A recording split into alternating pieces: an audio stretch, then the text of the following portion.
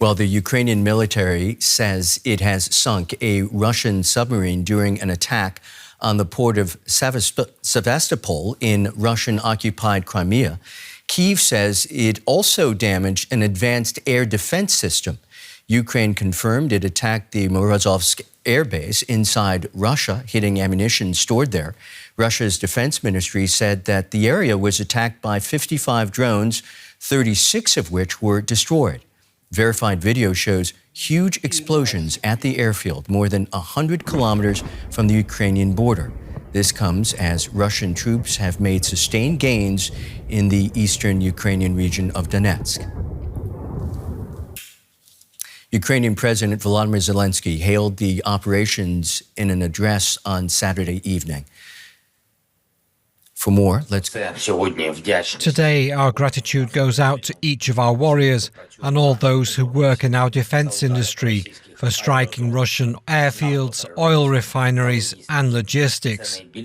It's most effective when the consequences of the Russian war are brought back home to Russia and when the enemy has no place of peace in the occupied territories of our country. For more, let's go to Christopher Morris, security expert at the University of Portsmouth. Christopher, recent Ukrainian military operations have targeted key Russian assets. Can you explain the significance of these targets and how they fit into Kyiv's broader military strategy?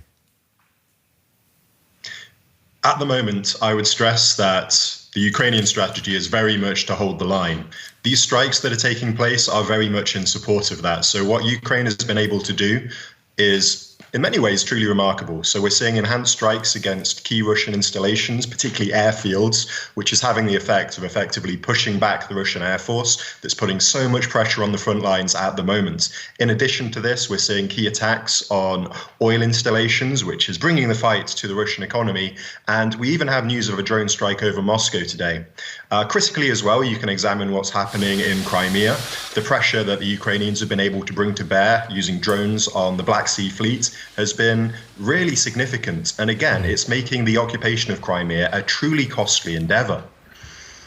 Costly indeed. Ukrainian President Volodymyr Zelensky has emphasized the importance of making sure Russia actually feels the consequences of this war.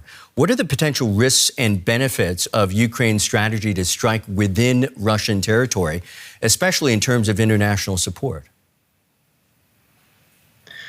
Whilst initially you've got to admit that the optics of attacking within Russian territory, it's going to shift the view of how the engagement is progressing in many ways. So striking and the risk of striking civilians is certainly a significant consideration.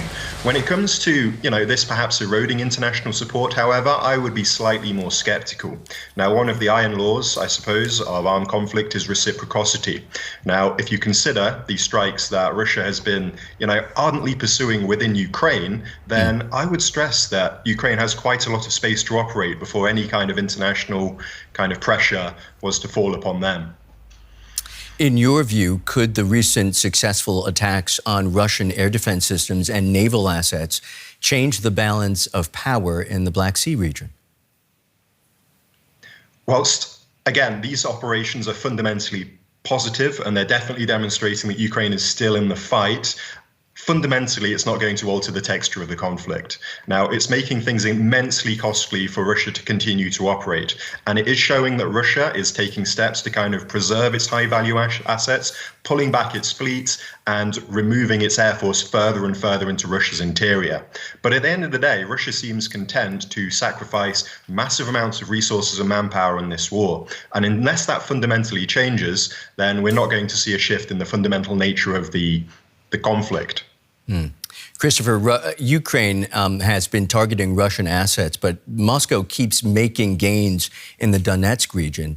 Just moments ago, Russia confirmed it has captured a village in eastern Ukraine. What might be the next steps for both sides in this conflict? Again, to begin with the Ukrainian side, unfortunately at the moment, there's very little they can do other than hold the line. Now, again, they're doing very well at this, but fundamentally, they do not have the resources to mount an offensive or retake territory. I will stress that under incredibly difficult circumstances, what they're achieving is remarkable. Like, they are being pushed back, but they have fundamentally, there's not been a breakthrough. They're being slowly forced back, which again, their key objective at the moment is to hold the line. In terms of what Russia is hoping to achieve, it looks like they're trying to consolidate power within the Donetsk region, seize more territory, and ultimately they're going to be eyeing Ukrainian logistical hubs that are in close proximity to the front lines at the moment. Now, if they could seize a number of key locations within Ukraine, they would have a critical advantage. Got it. That's Christopher Moore, security expert at the University of Portsmouth. Many thanks to you, sir. Pleasure. Thank you so much. I'd like to bring in military analyst Frank Ledwidge. Frank, welcome. We have no immediate comment from Russia here on Ukraine's claim to have sunk one of its submarines in Sevastopol. But could you tell us what impact this could have on Russia's naval capabilities in the Black Sea region? Well, good morning, Claire. Perhaps I can offer a little bit of context. The Ukrainians said that they had damaged this submarine last September, confirmed by the British. They said it had sustained catastrophic damage. Took them 6 months to repair it, and I think in June it was in the harbour on initial tests.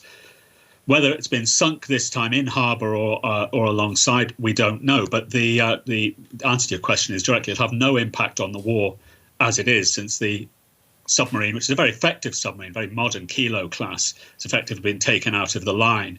We'll see when we get some confirmation from satellite photos the extent of the damage now, but it wasn't functioning before, and I suspect it won't be functioning now for quite some time. And I should say one thing: its only role is to launch cruise missiles in the Black Sea. Mm-hmm. Now, Ukraine here also having claiming to have damaged an S-400 air defense system in Crimea. Can you tell us a little bit more about that? What kind of air defense are we talking about here?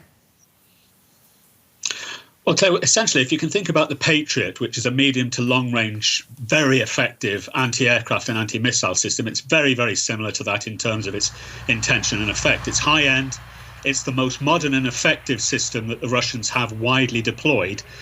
On the other hand, though, they do have hundreds of these launchers, and I suspect what will happen is that whether or not this was destroyed, it'll be taken out and replaced very quickly by another launcher, just as the Ukrainians do when Patriot or other systems are damaged or destroyed by the Russians. But it has to be said that what it demonstrates, this is that the much vaunted impenetrable Russian air defense system is anything but impenetrable.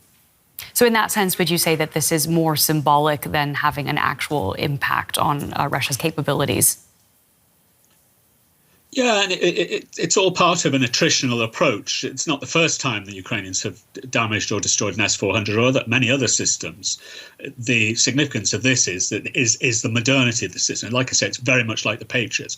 But on the other hand, the Russians have hundreds of them, and they'll simply stick another one into the line. Now, I'd like to just get an update on the situation at the front lines. Frank, despite Ukraine's recent strikes here, Russian forces have been making gains in the Donetsk region. How would you assess the current balance of power on the Eastern Front? What factors are contributing to Russia's advances there? Well, the centre of gravity of this war is manpower. And again, that word attrition comes in. So what we're not seeing, and I don't think what we will see, are long-range Russian breakthroughs and ranging behind Ukrainian lines. The Russians aren't capable of doing that. But what they are capable of doing is gradual attrition, gradual rolling back of the Ukrainians. There's one area, it's bizarrely, but nonetheless, it's a significant area called New York at the moment, where there's a lot of fighting going on, where the Russians are closing a salient, that's to say surrounding Ukrainian forces, which I think will become quite significant over the next week. That's in the south, not far from Avdiivka, where the Russians are driving at Pokrovsk. And I think we're going to hear a lot more of that word, or that town, Pokrovsk, over the next couple of months. So Russian gains are steady, significant, and the kind of thing you would expect to see in this positional warfare that we've been having now over the last year and a half or so. Well, thank you so much for that analysis and for the outlook. That is a military analyst, Frank Ledwidge. We appreciate your time, as always. Thank you, Claire.